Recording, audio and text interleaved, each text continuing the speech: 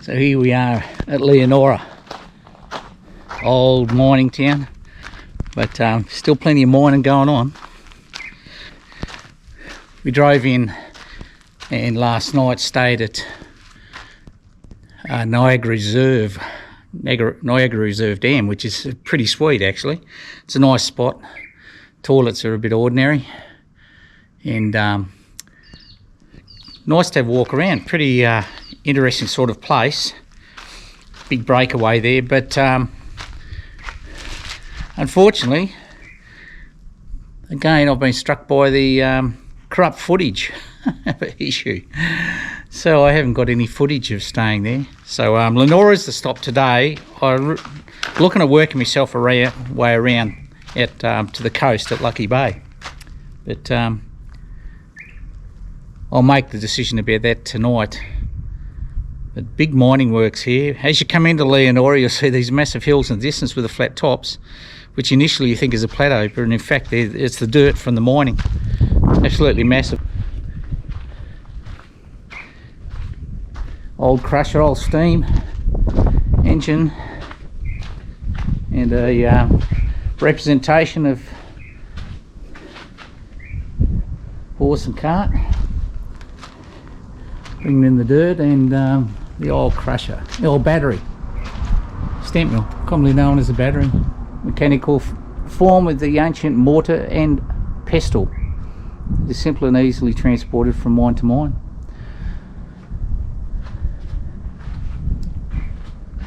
So they used to have cyanide pits. It actually says there, by the 1930s, advances in cyanide technology meant that only prospectors would use the battery method. So there you go, old crusher. Gee, she would have been noisy. Where's the occupational health and safety? Didn't exist in those days, I wouldn't think. Worth a stop. Find a little bit about the area. And there you go. We're in Leonora. In amongst the West Australian remote outback goldfields.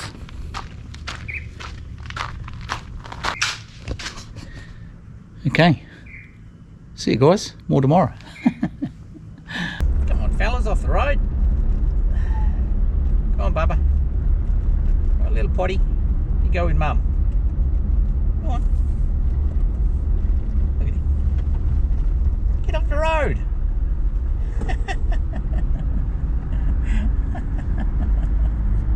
Oh, he's bucking.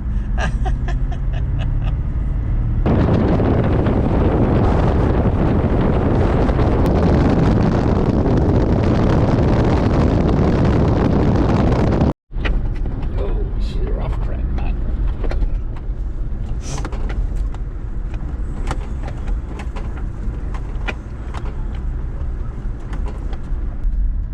Hey guys, Mike, Old Fellas Travels. So I've had 4 days in Leonora, actually 5 days in Leonora, prospecting. I didn't do much good in Coolgardie, although it was a good training ground to start out, but Coolgardie's a pretty hard find apparently. And so I'm now in Leonora. I'm heading out to a site that is pretty remote actually.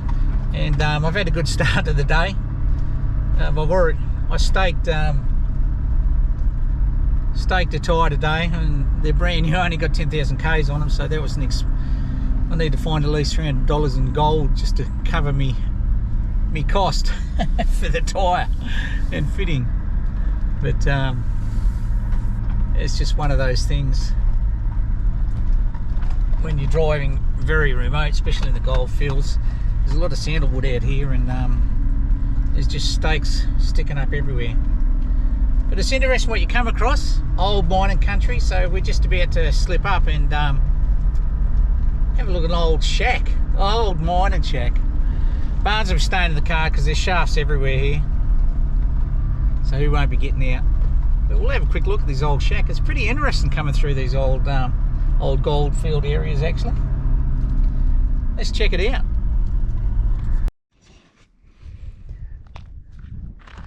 Here's some old stuff out around these places. I'd say they flew a flag there. Maybe, maybe not. Look at this old shack. She's just put together with bits of timber.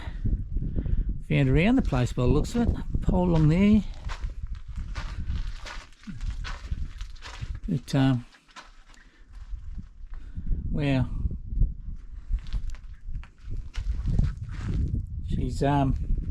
She's pretty old. She's seen better days. Cattle have been having a little bit of a party in here by the looks of it. But gee, she must have been hot in here in the summer, and pretty cold in the winter too, I'd say. Wouldn't be many months of the year that would have been a comfortable place to be living for a bit. But if they're getting gold, so it's a pretty big area. They've been mining here, some big pits over there. We'll go and have a look at these. We'll drive back over, but the mounds you see in the distance are actually they've been dug by hand. Unbelievable. All right, let's get moving. So we've just driven down a little bit, not far from the probably only 100 metres from the old shack, the remnants of. So I don't know whether there's been any work done here since, but there is indicators that somebody's been in here doing a bit of work. It's still leased, so I can't run a detector over here. It's still a live lease. It'll go pending one day. But if we have a look at this, I mean, these mounds. These are from shafts that have been hand dug by the prospectors back in the day. I mean, geez, if we have a look down there, I don't know whether we're going to be able to see it, but geez, a pretty big shaft. You'd have to be careful walking around here. This is why Barnes is still in the car. I mean, look how deep this thing is. It's massive. Let's throw a rock down.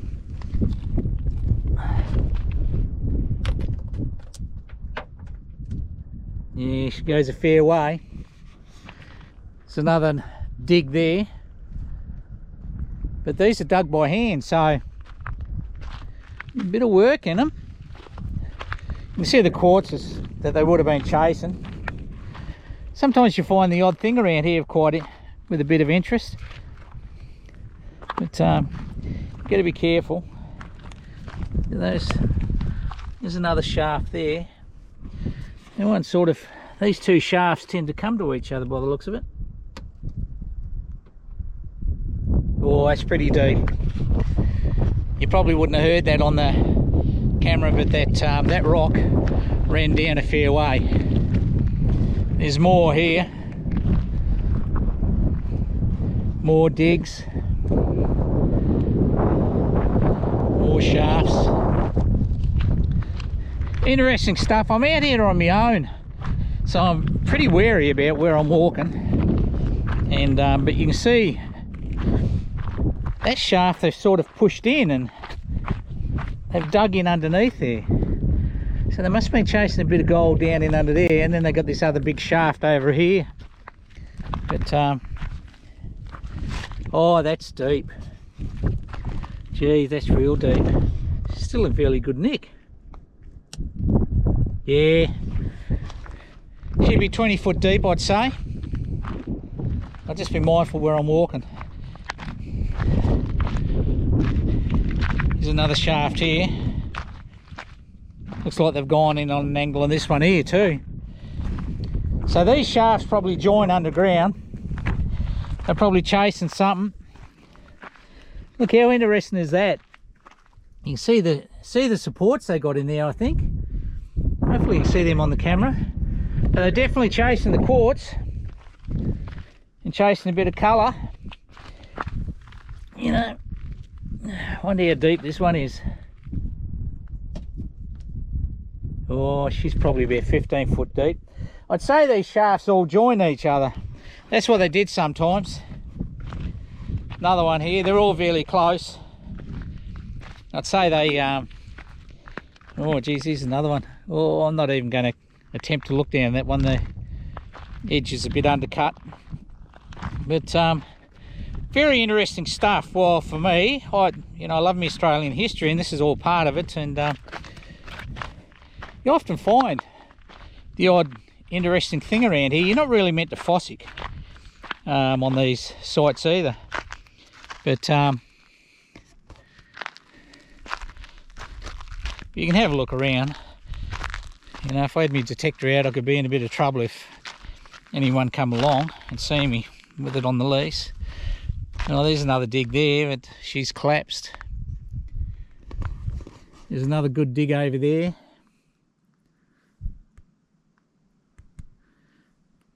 I mean, it is pretty interesting. It's pretty hard to get into through here. She's pretty rough, and like I say, I staked a tyre already coming in, which I wasn't happy about. I've only got about 10,000 k's on those tyres, and they're not cheap, but it is what it is. You see a lot of this a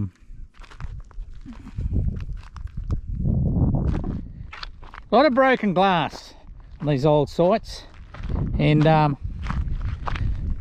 not quite sure why, but it's time to move on.